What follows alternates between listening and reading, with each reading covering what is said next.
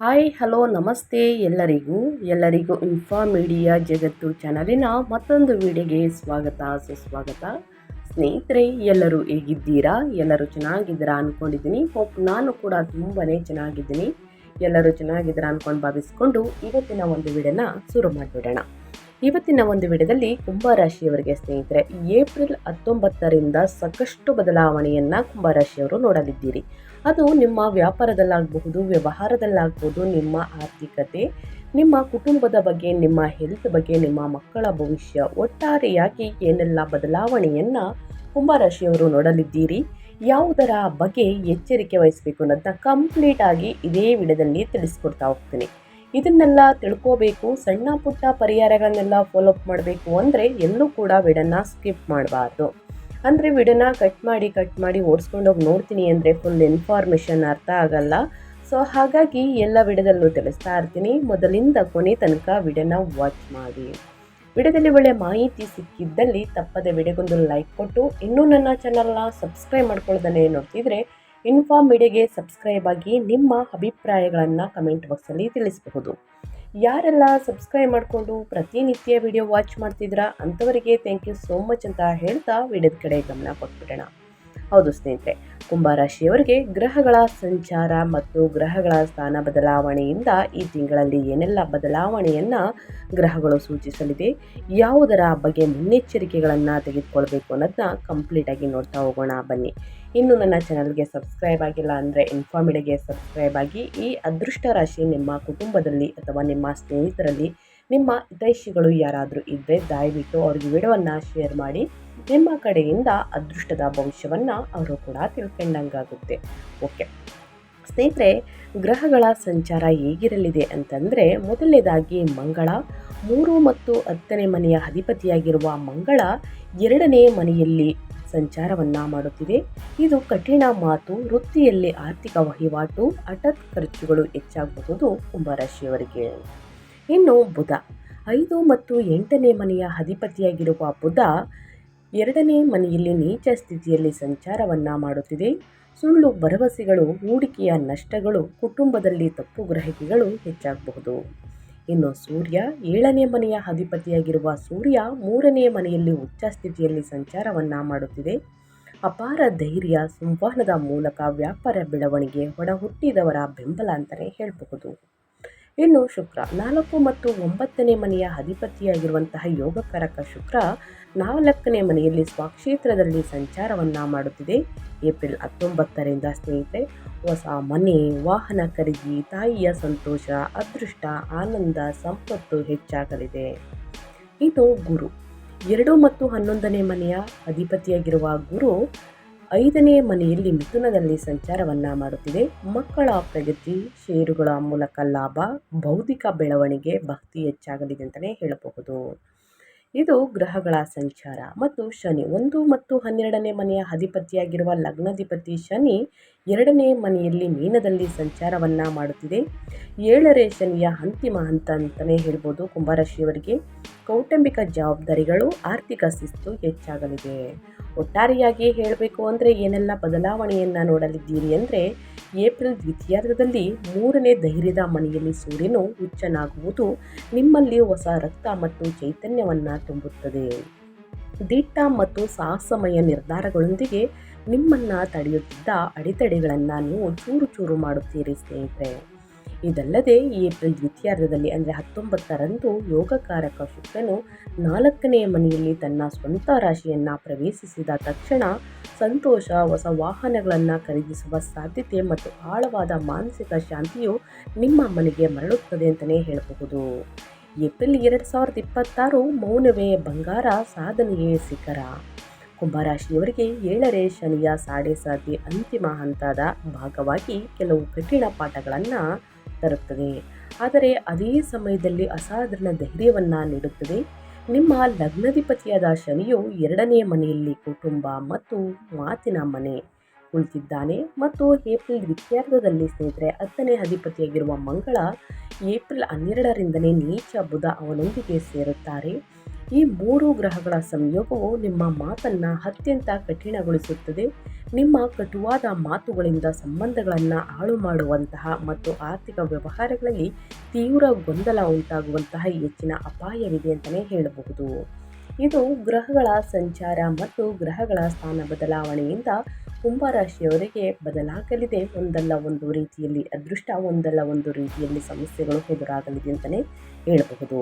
ಹಾಗಿದ್ರೆ ಸ್ನೇಹಿತರೆ, ನಿಮ್ಮ ವ್ಯಾಪಾರ ವ್ಯವಹಾರದಲ್ಲಿ, ನಿಮ್ಮ ಸ್ವಯಂ ಉದ್ಯೋಗದಲ್ಲಿ ಪಾಲುದಾರಿಕೆಯ ಬಗ್ಗೆ ಹೇಳೋದಾದರೆ ಏನೆಲ್ಲ ಬದಲಾವಣೆಯನ್ನು ಕುಂಭರಾಶಿಯವರು ನೋಡಲಿದ್ದೀರಿ, ಯಾವುದರ ಬಗ್ಗೆ ಎಚ್ಚರಿಕೆ ವಹಿಸಬೇಕು ಅಂದರೆ, ಈ ತಿಂಗಳ ದ್ವಿತೀಯಾರ್ಧವು ವ್ಯಾಪಾರ ಮಾಲೀಕರಿಗೆ ಭವ್ಯವಾದ ಯಶಸ್ಸನ್ನು ತರುತ್ತದೆ. 7ನೇ ಅಧಿಪತಿಯಾದಂತಹ ವ್ಯಾಪಾರ ಕಾರಕ ಸೂರ್ಯನು ಏಪ್ರಿಲ್ 14ರಂದು 3ನೇ ಮನೆಯಲ್ಲಿ ಪರಾಕ್ರಮದಲ್ಲಿ ಮತ್ತು ಸಂವಹನದ ಮನೆ ಅಂತಲೇ ಹೇಳ್ಬೋದು ಉಚ್ಚ ಸ್ಥಿತಿಯನ್ನು ತಲುಪುವುದು ವ್ಯಾಪಾರ ವಿಸ್ತರಣೆಗೆ ಸುವರ್ಣಾವಕಾಶವಾಗಿದೆ. ವಿಶೇಷವಾಗಿ ಮಾರ್ಕೆಟಿಂಗ್, ಡಿಜಿಟಲ್ ಮೀಡಿಯಾ, ಎಂಜಿನಿಯರ್ಗಳು ಮತ್ತು ಪ್ರಯಾಣ ಸಂಬಂಧಿತ ವ್ಯವಹಾರಗಳಲ್ಲಿ ಇರುವವರು ಕಣ್ಣು ಕುಕ್ಕಿಸುವಂತಹ ಲಾಭವನ್ನು ಪಡೆಯುತ್ತಾರೆ.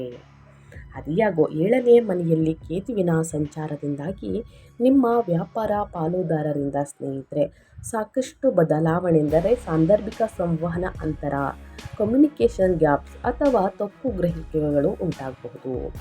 ಯಾರನ್ನೂ ಕೂಡ ಕುರುಡರಾಗಿ ಅವರ ಮೇಲೆ ಅವಲಂಬಿತರಾಗುವ ಬದಲು ನಿಮ್ಮ ಸ್ವಂತ ನಿರ್ಧಾರಗಳನ್ನು ತೆಗೆದುಕೊಳ್ಳುವುದು ಉತ್ತಮ. ಏಪ್ರಿಲ್ 19ರ ನಂತರ ಯೋಗಕಾರಕ ಶುಕ್ರನು ತನ್ನ ಸ್ವಂತ ರಾಶಿಯನ್ನು ಪ್ರವೇಶಿಸುವುದು ರಿಯಲ್ ಎಸ್ಟೇಟ್ ಮತ್ತು ಆಟೋಮೊಬೈಲ್ ವಲಯಗಳಲ್ಲಿರುವವರಿಗೆ ಅಸಾಧಾರಣವಾಗಿ ಪ್ರಯೋಜನಕಾರಿಯಾಗಿದೆ ಅಂತಲೇ ಹೇಳಬಹುದು. ಒಟ್ಟಾರೆಯಾಗಿ ಸ್ನೇಹಿತರೆ, ನಿಮ್ಮ ಪಾಲುದಾರಿಕೆಯಲ್ಲಿ ವ್ಯಾಪಾರ ವ್ಯವಹಾರದಲ್ಲಿ ಅದು ಸ್ನೇಹಿತರಾಗಲಿ, ನಿಮ್ಮ ಕುಟುಂಬದವರಾಗಲಿ ಮತ್ತು ಹೊರಗಿನವರಾಗಲಿ ಯಾರನ್ನು ಕೂಡ ಅತಿಯಾಗಿ ಕುರುಡರಾಗಿ ನಂಬೇಡಿ ಸ್ನೇಹಿತರೆ. ಅವರಿಗೆ ಅವಲಂಬಿತರಾಗಬೇಡಿ. ನಿಮ್ಮ ಇಚ್ಛೆ, ನಿಮ್ಮ ನಿರ್ಧಾರವೇ ಅಂತಿಮ ನಿರ್ಧಾರವಾಗಲಿ ಸ್ನೇಹಿತರೆ.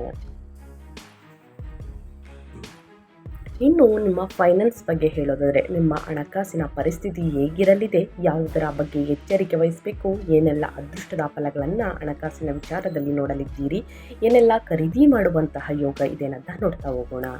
ನಿಮ್ಮ 2ನೇ ಮನೆ ಧನಸ್ಥಾನದಲ್ಲಿ ಪಾಪದ ಗ್ರಹಗಳು ಅಂದರೆ ಶನಿ, ಮಂಗಳ, ನೀಚ ಬುಧ ಸಮಾಗಮದಿಂದಾಗಿ ತಿಂಗಳ ದ್ವಿತೀಯಾರ್ಧದಲ್ಲಿ ಆರ್ಥಿಕ ಪರಿಸ್ಥಿತಿಯು ಸ್ವಲ್ಪ ಅಸ್ತವ್ಯಸ್ತವಾಗಿರುತ್ತದೆ. ನೀವು ನಿರೀಕ್ಷಿಸುವ ಹಣವು ನಿಮ್ಮ ಕೈ ಸೇರದಿರಬಹುದು ಮತ್ತು ಕುಟುಂಬದ ಖರ್ಚುಗಳು ವಿವರಿಸಲಾಗದಷ್ಟು ಹೆಚ್ಚಾಗುತ್ತವೆ. ಅದ್ಯಾಕೋ ನಿಮ್ಮ 5ನೇ ಮನೆ ಪೂರ್ವ ಪುಣ್ಯ ಸ್ಥಾನದಲ್ಲಿ ಬಲವಾಗಿ ಕುಳಿತಿರುವಂತಹ ಗುರು 2 ಮತ್ತು 11ನೇ ಮನೆಗಳ ಅಧಿಪತಿ ಒಂದು ದೊಡ್ಡ ಆಶೀರ್ವಾದವಾಗಿದೆ. ಈ ಕಾರಣದಿಂದಾಗಿ ಇಂದಿನ ಹೂಡಿಕೆಗಳು, ಷೇರು ಮಾರುಕಟ್ಟೆ ಅದ್ಭುತ ಆದಾಯವನ್ನು ನೀಡುತ್ತದೆ. ಕಷ್ಟದ ಸಮಯದಲ್ಲಿ ನೀವು ಸ್ನೇಹಿತರಿಂದ ಸಹಾಯವನ್ನು ಪಡೆಯುತ್ತೀರಿ. ಏಪ್ರಿಲ್ 19ರ ನಂತರ ಶುಕ್ರನ ಬಲವು ಮನೆ ಅಥವಾ ವಾಹನ ಸಾಲಗಳ ಸುಲಭ ಮಂಜೂರಾತಿಯನ್ನು ಖಚಿತಪಡಿಸುತ್ತದೆ ಅಂತಲೇ ಹೇಳ್ಬೋದು. ಸ್ನೇಹಿತರೆ, ಹೋಮ್ ವೆಹಿಕಲ್ ಲೋನ್ ಸುಲಭವಾಗಿ ಸ್ನೇಹಿತರೆ ಸ್ಯಾಂಕ್ಷನ್ ಆಗುತ್ತದೆ ಸ್ನೇಹಿತರೆ. ಒಟ್ಟಾರೆಯಾಗಿ ಹೇಳಬೇಕು ಅಂದರೆ ಹಣಕಾಸಿನಲ್ಲಿ ಲಾಭವೂ ಕೂಡ ಇದೆ, ಅಷ್ಟೇ ವ್ಯಯ ಕೂಡ ಇದೆ ಸ್ನೇಹಿತರೆ. ಸೊ ಹಾಗಾಗಿ ಬಹಳಷ್ಟು ಎಚ್ಚರಿಕೆಯಿಂದ ನಿರ್ಧಾರಗಳನ್ನು ತೆಗೆದುಕೊಂಡು ಖರೀದಿ ಮಾಡಿ ಒಂದಷ್ಟು ಉಳಿತಾಯವನ್ನು ಮಾಡುವುದು ಬಹಳ ಮುಖ್ಯ. ಇನ್ನು ಅದೇ ರೀತಿ ನಿಮ್ಮ ವೃತ್ತಿ ಮತ್ತು ಉದ್ಯೋಗದ ಬಗ್ಗೆ ಹೇಳೋದಾದರೆ, ಕುಂಭರಾಶಿಯವರು ಯಾವ ರೀತಿ ಬೆಳವಣಿಗೆಯನ್ನು ನೋಡಲಿದ್ದೀರಿ, ಹೊಸ ಉದ್ಯೋಗಕ್ಕೆ ನೀವು ಕೈ ಹಾಕ್ಬೋದಾ, ನಿಮ್ಮ ವೃತ್ತಿ ಜೀವನ ಹೇಗಿರಲಿದೆ, ನಿಮ್ಮ ಕೆರಿಯರಲ್ಲಿ ಏನೆಲ್ಲ ಬದಲಾವಣೆಗಳನ್ನು ಗ್ರಹಗಳು ಸೂಚಿಸಲಿದೆ ಅಂತ ನೋಡೋದಾದರೆ, ಏಪ್ರಿಲ್ ದ್ವಿತೀಯಾರ್ಧದಂದು ನಿಮ್ಮ 10ನೇ ಅಧಿಪತಿಯಾಗಿರುವಂತಹ ವೃತ್ತಿಕಾರಕ ಮಂಗಳನು 2ನೇ ಮನೆಯಲ್ಲಿ ನಿಮ್ಮ ಲಗ್ನಾಧಿಪತಿಯಾದ ಶನಿಯೊಂದಿಗೆ ಸೇರುವುದರಿಂದ ಕಚೇರಿಯಲ್ಲಿ ನಿಮ್ಮ ಮಾತುಗಳಿಗೆ ಗಮನಾರ್ಹ ತೂಕವಿರುತ್ತದೆ. ಆದರೆ ನಿಮ್ಮ ಕಟ್ಟುನಿಟ್ಟಾದ ಮತ್ತು ಕಠಿಣ ವರ್ತನೆಯು ಸಹೋದ್ಯೋಗಿಗಳನ್ನು ಅಸಮಾಧಾನಗೊಳಿಸುತ್ತದೆ.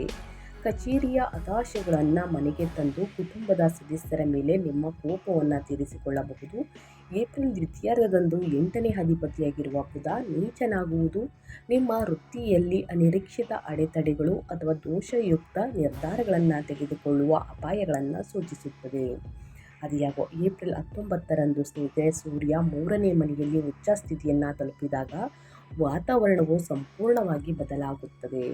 ನೀವು ತೆಗೆದುಕೊಳ್ಳುವಂತಹ ದಿಟ್ಟ ಮತ್ತು ಧೈರ್ಯಶಾಲಿ ನಿರ್ಧಾರಗಳು ಕೆಲಸದಲ್ಲಿ ನಿಮಗೆ ಸ್ನೇಹಿತರೆ ಒಂಥರ ಖ್ಯಾತಿಯನ್ನು ನಿಮ್ಮ ಪ್ರಸ್ತುತದಲ್ಲಿ ಅಂದರೆ ತಂದುಕೊಡುತ್ತದೆ ಅಂತಲೇ ಹೇಳಬಹುದು. ನಿಮ್ಮ ಪ್ರಸ್ತುತಿ ಸಂವಹನ ಕೌಶಲ್ಯಗಳು ಅಂದರೆ ಕಮ್ಯುನಿಕೇಷನ್ ಸ್ಕಿಲ್ಸ್ ಸ್ನೇಹಿತರೆ ಅದ್ಭುತವಾಗಿ ಕಾರ್ಯನಿರ್ವಹಿಸುತ್ತದೆ. 5ನೇ ಮನೆಯಲ್ಲಿರುವ ಗುರುವಿನ ಕೃಪೆಯಿಂದ ನಿಮ್ಮ ನವೀನ ಐಡಿಯಾಗಳನ್ನು ಆಡಳಿತ ಮಂಡಳಿಯು ಹೆಚ್ಚು ಮೆಚ್ಚುತ್ತದೆ ಅಂತಲೇ ಹೇಳ್ಬೋದು. ನಿಮ್ಮ ಮ್ಯಾನೇಜ್ಮೆಂಟಲ್ಲಿ ಸ್ನೇಹಿತರೆ ನಿಮ್ಮ ಆಡಳಿತ ಮಂಡಳಿಯು ನವೀನ ಐಡಿಯಾಗಳನ್ನು ಕೊಡ್ತೀರಾ, ಅದನ್ನು ಹೆಚ್ಚು ಮೆಚ್ಚುತ್ತಾರೆ ಅಂತಲೇ ಹೇಳಬಹುದು.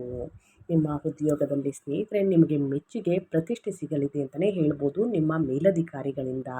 ಒಟ್ಟಾರೆಯಾಗಿ ಹೇಳಬೇಕು ಅಂದರೆ ಉದ್ಯೋಗದಲ್ಲಿ ಮತ್ತು ನಿಮ್ಮ ವ್ಯಾಪಾರ ವ್ಯವಹಾರದಲ್ಲಿ ಸ್ನೇಹಿತರೆ ಒಂದು ಮೇಲ್ಗೈಯನ್ನು ಸಾಧಿಸಲಿದ್ದೀರಿ. ಸೊ ಹಾಗಾಗಿ ಸಾಕಷ್ಟು ಬದಲಾವಣೆಯನ್ನು ಈ ತಿಂಗಳ ಎಂಡಿನಿಂದ ನೋಡಲಿದ್ದೀರಿ ಅಂತಲೇ ಹೇಳ್ಬೋದು ಕುಂಭರಾಶಿಯವರಿಗೆ.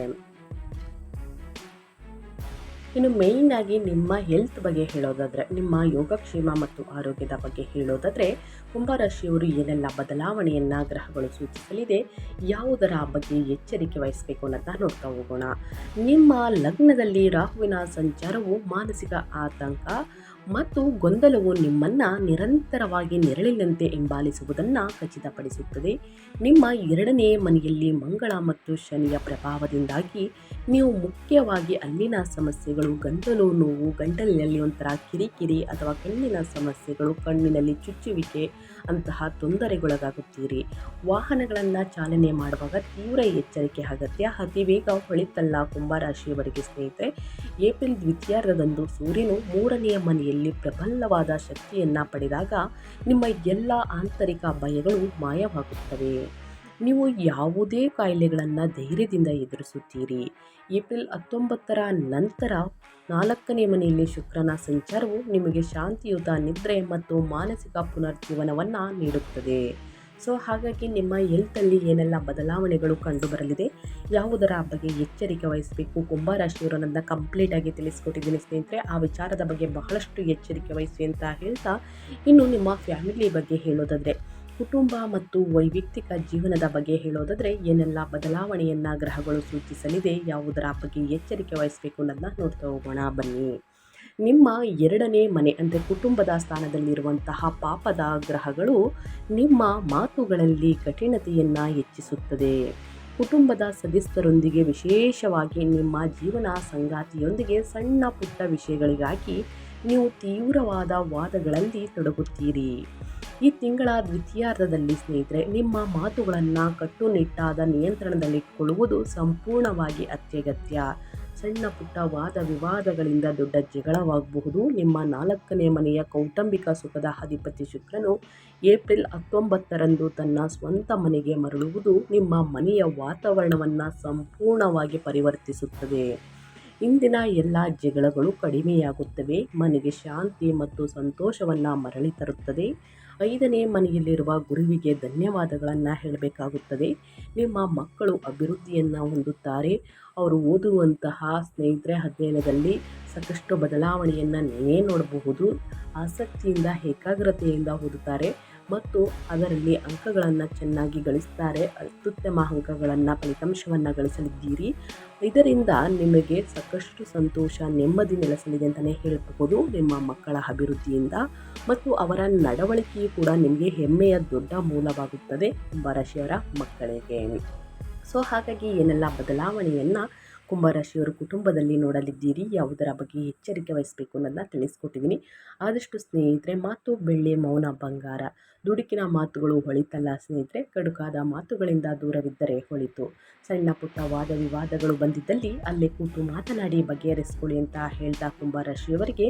ಇನ್ನು ವಿದ್ಯಾರ್ಥಿಗಳ ಬಗ್ಗೆ ಹೇಳೋದಾದರೆ, ಶಿಕ್ಷಣದಲ್ಲಿ ಏನೆಲ್ಲ ಬದಲಾವಣೆಯನ್ನು ಗ್ರಹಗಳು ಸೂಚಿಸಲಿದೆ, ಯಾವುದರ ಬಗ್ಗೆ ಎಚ್ಚರಿಕೆ ವಹಿಸಬೇಕು ಅಂದರೆ, ಶಿಕ್ಷಣದ 5ನೇ ಮನೆಯಲ್ಲಿ ಗುರು ಭಗವಾನ್ ಸಂಚಾರವು ವಿದ್ಯಾರ್ಥಿಗಳಿಗೆ, ವಿಶೇಷವಾಗಿ ಉನ್ನತ ಶಿಕ್ಷಣವನ್ನು ಅನುಸರಿಸುವವರಿಗೆ ಅದ್ಭುತ ಅವಕಾಶವಾಗಿದೆ. ಅದಿಯಾಗೋ 5ನೇ ಅಧಿಪತಿಯಾಗಿರುವ ಬುಧ 2ನೇ ಮನೆಯಲ್ಲಿ ನೀಚನಾಗಿರುವುದರಿಂದ ಮೌಖಿಕ ಪರೀಕ್ಷೆಗಳ ಸಮಯದಲ್ಲಿ ನೀವು ತಡಬಡಿಸಬಹುದು ಅಥವಾ ಗೊಂದಲದಿಂದ ಸ್ನೇಹಿತರೆ ತಪ್ಪನ್ನ ಆನ್ಸರನ್ನು ನೀಡಬಹುದು. ಆದರೆ ಏಪ್ರಿಲ್ 14ರಂದು ಸೂರ್ಯನು ಬಲವನ್ನು ಪಡೆದ ನಂತರ ನಿಮ್ಮ ಪ್ರಸ್ತುತಿ ಕೌಶಲ್ಯಗಳು ಗಮನಾರ್ಹವಾಗಿ ಸುಧಾರಿಸುತ್ತವೆ ಮತ್ತು ನೀವು ಸ್ಪರ್ಧಾತ್ಮಕ ಪರೀಕ್ಷೆಗಳಲ್ಲಿ ಸುಲಭವಾಗಿ ಯಶಸ್ಸನ್ನು ಸಾಧಿಸಲಿದ್ದೀರಿ.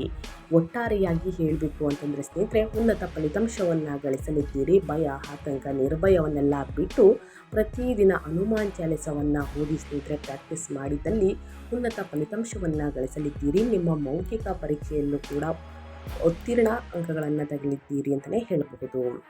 ಇನ್ನು ಏಪ್ರಿಲ್ ತಿಂಗಳಲ್ಲಿ ಜ್ಯೋತಿಷ್ಯದ ಪರಿಹಾರಗಳನ್ನು ತಿಳಿಸ್ಕೊಡಿ ಅಂತಂದರೆ ಸ್ನೇಹಿತರೆ, ಖಂಡಿತವಾಗಿಯೂ ಈ ಪರಿಹಾರಗಳನ್ನು ಅನುಸರಿಸಿ ನಿಮ್ಮ ಕಷ್ಟಗಳು, ಸಮಸ್ಯೆಗಳು, ಅಡೆತಡೆಗಳು, ತೊಂದರೆಗಳು ಏನೇ ಇದ್ದರೂ ಕೂಡ ನಿವಾರಣೆಯಾಗಲಿದೆ. ಮೊದಲನೇದಾಗಿ ನಿಮ್ಮ 2ನೇ ಮನೆಯಲ್ಲಿರುವ ಮಂಗಳ, ಶನಿ ಮತ್ತು ನೀಚ ಬುಧ ದೋಷಗಳನ್ನು ಕಡಿಮೆ ಮಾಡಲು, ಮಾತು ಮತ್ತು ಕೌಟುಂಬಿಕ ತೊಂದರೆಗಳನ್ನು ಹೋಗಲಾಡಿಸಲು ಮತ್ತು ಉಚ್ಚ ಸೂರ್ಯ ಹಾಗೂ ಯೋಗಕಾರಕ ಶುಕ್ರನ ಆಶೀರ್ವಾದವನ್ನು ಪಡೆಯಲು ಈ ಪರಿಹಾರಗಳನ್ನು ಅಭ್ಯಾಸವನ್ನು ಮಾಡಿ ಖಂಡಿತವಾಗಿಯೂ ನಿಮ್ಮ ಸಮಸ್ಯೆಗಳೆಲ್ಲವೂ ನಿವಾರಣೆಯಾಗಲಿದೆ. ಮೊದಲನೇದಾಗಿ ಸ್ನೇಹಿತರೆ, ಲಕ್ಷ್ಮೀ ದೇವಿಯ ಪೂಜೆ ಅಂದರೆ ಲಕ್ಷ್ಮೀ ದೇವಿ ಅಥವಾ ಗಣಪತಿ ಆರಾಧನೆಯನ್ನು ಮಾಡುವುದರಿಂದ ವಾಕ್ಸ್ಥಾನದಲ್ಲಿ ಬುಧನು ನೀಚನಾಗಿರುವುದರಿಂದ ಬುಧವಾರದಂದು ಗರಿಕೆ ಹುಲ್ಲಿನೊಂದಿಗೆ ಅಂದರೆ ದುರ್ವಾ ಉಗ್ರಹಿಸಿ ಸ್ನೇಹಿತರೆ, ದುರ್ವಾ ಹುಲ್ಲನ್ನು ಗಣೇಶನಿಗೆ ಪೂಜಿಸಿ ಸ್ನೇಹಿತರೆ, ಗಣೇಶನಿಗೆ ಅರ್ಪಿಸಿ ಪೂಜೆ ಸಲ್ಲಿಸುವುದು ಉತ್ತಮ. ಇದು ಸಂವಹನವನ್ನು ಅಂದರೆ ಕಮ್ಯುನಿಕೇಷನನ್ನು ಸುಧಾರಿಸುತ್ತದೆ ಮತ್ತು ನಿಮ್ಮ ನಿರ್ಧಾರಗಳು ಉತ್ತಮ ಫಲಿತಾಂಶವನ್ನು ನೀಡುವಂತೆ ಮಾಡುತ್ತದೆ. ಇನ್ನು ಗರಿಕೆ ಇಟ್ಟು ಪೂಜೆಯನ್ನು ಸಲ್ಲಿಸುವುದಕ್ಕೆ ಆಗಲಿಲ್ಲ ಅಂತಂದರೆ ಸ್ನೇಹಿತರೆ, ಲಡ್ಡು ಅಂತಂದರೆ ಲಾಡನ್ನು ಅರ್ಪಿಸಿ ಪೂಜೆಯನ್ನು ಸಲ್ಲಿಸಿ ಬಡವರಿಗೆ ಮತ್ತು ಚಿಕ್ಕ ಮಕ್ಕಳಿಗೆ ಅರ್ಪಿಸಿ ಸ್ನೇಹಿತರೆ, ಅಂತಂದರೆ ಪ್ರಸಾದವಾಗಿ ಕೊಡುವುದು ಉತ್ತಮ. ಇನ್ನು ರಾಹು ಶಾಂತಿ, ನಿಮ್ಮ ಲಗ್ನದಲ್ಲಿ ರಾಹುವಿನಿಂದ ಉಂಟಾಗುವ ಮಾನಸಿಕ ಆತಂಕವನ್ನು ಕಡಿಮೆ ಮಾಡಲು ಪ್ರತಿದಿನ ದುರ್ಗಾದೇವಿಯನ್ನು ಪೂಜಿಸಿ ಅಥವಾ ಪಕ್ಷಿಗಳಿಗೆ ಕಾಳನ್ನು ತಿನ್ನಿಸಿ ಸ್ನೇಹಿತರೆ. ಇನ್ನು 3ನೇದಾಗಿ ಹನುಮಂತನ ಆರಾಧನೆ. 7ನೇ ಶನಿಯ ಸಾಡೆ ಸಾತಿ ಅಂತಿಮ ಹಂತ ಮತ್ತು ನಿಮ್ಮ 2ನೇ ಮನೆಯಲ್ಲಿರುವ ಮಂಗಳ ದೋಷವನ್ನು ತಗ್ಗಿಸಲು ಪ್ರತಿ ಮಂಗಳವಾರ ಮತ್ತು ಶನಿವಾರ ಹನುಮಾನ್ ಚಾಲಿಸವನ್ನು ಓದಿ. ಇದು ಕೌಟುಂಬಿಕ ಜಗಳಗಳನ್ನು ನಿಲ್ಲಿಸುತ್ತದೆ ಮತ್ತು ಆರ್ಥಿಕ ಸ್ಥಿರತೆಯನ್ನು ತರುತ್ತದೆ. ವಿದ್ಯಾರ್ಥಿಗಳು ಕೂಡ ಭಯ, ಆತಂಕ, ನಿರ್ಭಯ ಹೆಚ್ಚಿದ್ದಲ್ಲಿ ಸ್ನೇಹಿತರೆ ಹನುಮಾನ್ ಚಾಲಿಸವನ್ನು ಅಧ್ಯಯನ ಮಾಡುವುದಕ್ಕಿಂತ ಮುಂಚೆ ಪ್ರಾಕ್ಟೀಸ್ ಮಾಡಿ. ಖಂಡಿತವಾಗಿಯೂ ಭಯ, ಆತಂಕವೆಲ್ಲವೂ ದೂರ ಹೋಗಲಿದೆ. ಉನ್ನತ ಫಲಿತಾಂಶವನ್ನು ಗಳಿಸುವುದಕ್ಕೆ ಸಾಧ್ಯವಾಗಲಿದೆ ಅಂತಲೇ ಹೇಳಬಹುದು. ಅಡೆತಡೆಗಳೆಲ್ಲ ಇದ್ದರೆ ನಿವಾರಣೆಯಾಗಲಿದೆ, ತೊಂದರೆಗಳು ಕೂಡ ನಿವಾರಣೆಯಾಗಲಿದೆ. ಸೊ ಹಾಗಾಗಿ ಈ ಒಂದು ಪರಿಹಾರದಿಂದ ನಿಮ್ಮ ಸಮಸ್ಯೆಗಳು ಕ್ರಮೇಣವಾಗಿ ಕಡಿಮೆಯಾಗಲಿದೆ. ಸೊ ಹಾಗಾಗಿ ಕುಂಭರಾಶಿಯವರು ಈ ಪರಿಹಾರಗಳನ್ನು ಮಾಡಿ ಅಂತ ಹೇಳ್ತಾ ನಾನು ವಿಡಿಯೋನ ಎಂಡ್ ಮಾಡ್ತಾ ಇದ್ದೀನಿ. ಇವತ್ತಿನ ಒಂದು ವಿಡಿಯೋದಲ್ಲಿ ಸಂಪೂರ್ಣ ಮಾಹಿತಿ ಸಿಕ್ಕಿದ್ದಲ್ಲಿ, ಈ ವಿಡಿಯೋ ಯೂಸ್ಫುಲ್ ಅನಿಸಿದ್ದಲ್ಲಿ ವಿಡಿಯೋಗೆ ಲೈಕ್ ಮಾಡೋದನ್ನ ಮರ್ತಿದ್ರೆ ಲೈಕ್ ಮಾಡಿ. ಇನ್ನೂ ನನ್ನ ಚಾನಲ್ನ ಸಬ್ಸ್ಕ್ರೈಬ್ ಆಗಿಲ್ಲ ಅಂದರೆ ದಯವಿಟ್ಟು ಸ್ನೇಹಿತರೆ ಇನ್ಫಾರ್ಮೇಡಿಯಾಗೆ ಸಬ್ಸ್ಕ್ರೈಬ್ ಆಗಿ ನಿಮ್ಮ ಅಭಿಪ್ರಾಯಗಳನ್ನು ಕಮೆಂಟ್ ಬಾಕ್ಸಲ್ಲಿ ತಿಳಿಸಬಹುದು. ಯಾರೆಲ್ಲ ಸಬ್ಸ್ಕ್ರೈಬ್ ಮಾಡಿಕೊಂಡು ಪ್ರತಿನಿತ್ಯ ವಿಡಿಯೋ ವಾಚ್ ಮಾಡ್ತಿದ್ದೀರಾ ಅಂಥವರಿಗೆ ಥ್ಯಾಂಕ್ ಯು ಸೋ ಮಚ್ ಅಂತ ಹೇಳ್ತಾ, ನಿಮಗೂ ಮತ್ತು ನಿಮ್ಮ ಕುಟುಂಬಕ್ಕೆ ತುಂಬಾ ಒಳ್ಳೆಯದಾಗಲಿ. ಶನಿದೇವರ ಆಶೀರ್ವಾದ, ಶಿವನ ಅನುಗ್ರಹ ನಿಮ್ಮ ಮೇಲಿರಲಿ ಸ್ನೇಹಿತರೆ. ನಾಳೆ ಸೂರ್ಯನ ಬಲವನ್ನು ಹೆಚ್ಚಿಸಲು ಸೂರ್ಯ ದೇವರಿಗೆ ಸ್ನೇಹಿತರೆ ಬೆಳಗಿನ ಸಮಯದಲ್ಲಿ ಸೂರ್ಯ ನಮಸ್ಕಾರವನ್ನು ಮಾಡುತ್ತಾ ಸೂರ್ಯ ದೇವರಿಗೆ ಅಗ್ರ್ಯವನ್ನು ನೀಡಿ ಅಂದರೆ ನೀರನ್ನು ಅರ್ಪಿಸಿ. ನಿಮಗೆ ತುಂಬ ಸಮಸ್ಯೆಗಳು ಕಾಡುತ್ತಿದ್ದರೆ ಸ್ನೇಹಿತರೆ, ನಿಮ್ಮ ಜೀವನದಲ್ಲಿ ಸಾಕಷ್ಟು ಅಡೆತಡೆಗಳನ್ನು ನೋಡ್ತಿದ್ರೆ ನೀರಿನಲ್ಲಿ ಬೆಲ್ಲ ಅಥವಾ ಸ್ನೇಹಿತರೆ ಅರಿಶಿಣ ಅಥವಾ ಕುಂಕುಮವನ್ನು ಮಿಶ್ರಣ ಮಾಡಿ ನೀರನ್ನು ಅರ್ಪಿಸಿ ಸೂರ್ಯ ದೇವರಿಗೆ ಆದಿತ್ಯ ಹೃದಯ ಸ್ತೋತ್ರವನ್ನು ಹೇಳಿ ನಿಮ್ಮ ಸಮಸ್ಯೆಗಳು ಕ್ರಮೇಣವಾಗಿ ಕಡಿಮೆಯಾಗಲಿದೆ. ಸೊ ಹಾಗಾಗಿ ತಪ್ಪದೇ ಈ ಪರಿಹಾರಗಳನ್ನು ಮಾಡಿ ಅಂತ ಹೇಳ್ತಾ ನಾನು ವಿಡಿಯೋನ ಎಂಡ್ ಮಾಡ್ತಾ ಇದ್ದೀನಿ. ಇವತ್ತಿನ ಒಂದು ವಿಡಿಯೋದಲ್ಲಿ ಸಂಪೂರ್ಣ ಮಾಹಿತಿ ಸಿಕ್ಕಿದ್ದಲ್ಲಿ ವಿಡಿಯೋಗೆ ಲೈಕ್, ಕಮೆಂಟ್, ಶೇರ್ ಮಾಡಿ ಅಂತ ಹೇಳ್ತಾ ಮತ್ತೊಂದು ವಿಡಿಯೋ ಜೊತೆ ಮತ್ತೊಂದು ಹೊಸ ಭವಿಷ್ಯದಲ್ಲಿ ಸಿಗ್ತೀನಿ. Thank you for watching.